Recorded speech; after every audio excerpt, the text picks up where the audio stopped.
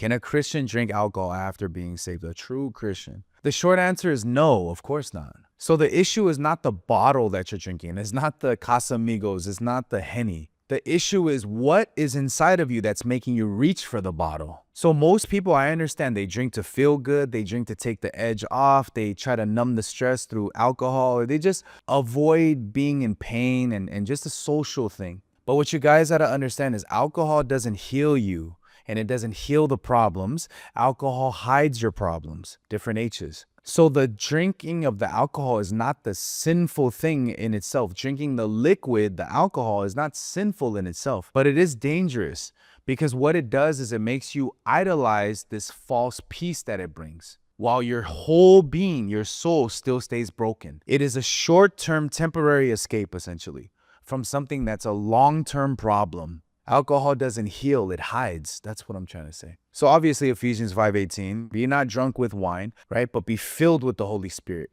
God is not trying to dictate your weekend plans, right? Because on the weekend you go and you turn up. He's not trying to tell you or control your weekend plans, guys. He's trying to say these things so that you can be free from things that are fake and things that numb you and they fill you temporarily. You get buzzed, you get drunk because it makes you feel full. But God wants to give you true fullness, true fulfillment. That's what it is. It's not a legalistic thing. Makes sense? Your heart, for example, is like a cracked cup, let's say. And it may be cracked from trauma, stress, narcissism, emptiness, whatever.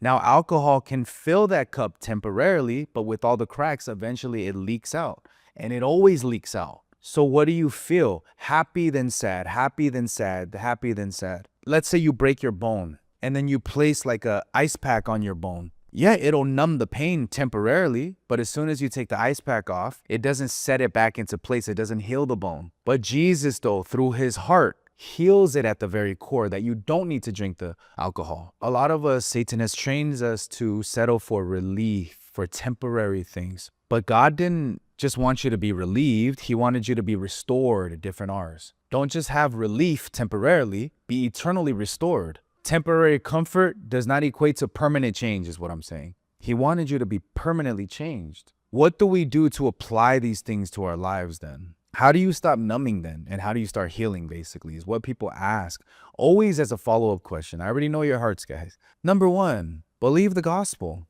Romans 10, verse 9, Hebrews 10, verse 14. Jesus didn't die to modify your behavior, guys. Jesus died to make you new. He didn't change your behavior. He destroyed your behavior to make you a new creature. You have to start to believe these things. He didn't die to make you religious. Okay, I'm not going to drink because I'm following these laws. He died to make you righteous, different R's. I want you guys to step out of this mindset. You're not holy because you stopped drinking. And you're unholy because you did drink. No, you're holy because Jesus died for you and gave you his spirit. That's it. So you're not disqualified when you drink, right? He turned water into wine.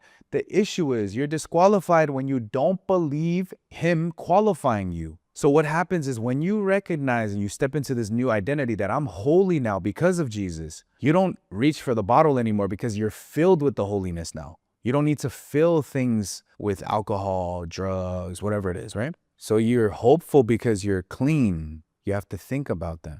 But Satan tells you, no, you're not. You crave this, you crave that through intrusive thoughts. He tells you, are you this, are you that? No, your drinking doesn't define your holiness, but it does show where you're lacking in belief of the holiness. So does drinking send you to hell? No, of course not.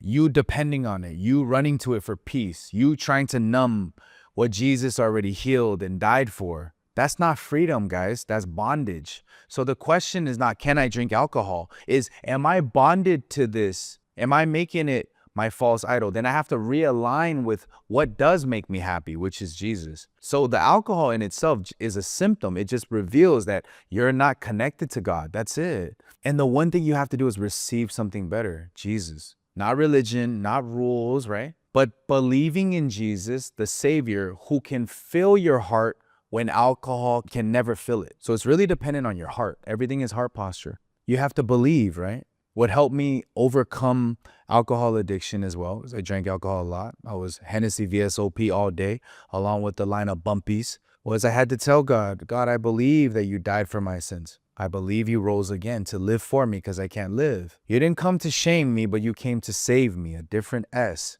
I receive truly your righteousness, your holiness, God, and I am one with you, echad, as it says in Hebrew. Although Satan tells me I'm numb, no, I'm not. I'm new, different ends. I'm not numb, I'm new. I'm made new in your image. I'm yours. I belong to you. I'm not my own master. So, Lord, whenever I have these thoughts and these cravings, God, please strike that down because I can't do it. I need you to do it. Makes sense? And from that, honestly, I was able to kick that addiction because I was filled with something that was more fulfilling and more satisfying than partying, drinking, smoking with the homies.